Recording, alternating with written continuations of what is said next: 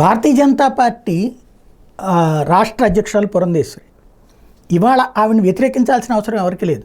ఎందుకంటే భారతీయ జనతా పార్టీ రాష్ట్ర చరిత్రలో అత్యధిక రికార్డు విజయం ఆవిడ వల్లనే సాధ్యమైంది.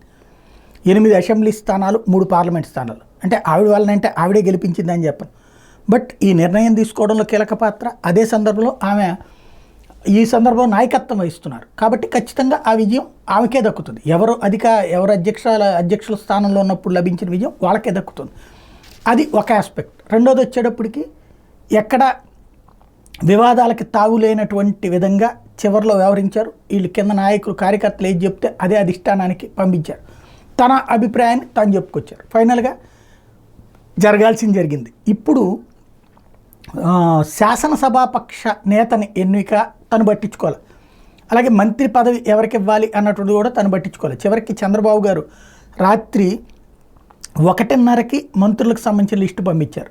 ఎందుకయ్యా అంటే అమిత్ షా వచ్చాక అమిత్ షాని అడిగి సత్యకుమార్ పేరుని ఫైనల్ చేసి అప్పుడు పంపించారు. అలాగే ఫ్లోర్ లీడర్ పేరుని జాతీయ నాయకత్వాన్ని డిసైడ్ చేయమన్నారట. ఎందుకు అంత అవసరమే ఉంది? 8 మంది ఉన్నారు.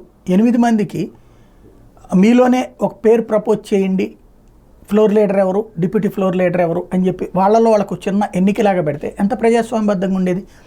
ఆ లిస్టుని తీసుకెళ్ళి అంటే తన డెసిషన్ తీసేసుకుని అది అధినాయకత్వానికి పంపించవచ్చు. లేదా ఆ లిస్టుని అధినాయకత్వానికి అప్పుడు పంపిస్తే బాగుంటుంది. అలా కాకుండా పూర్తిగా వదిలేయడం ఎందుకు?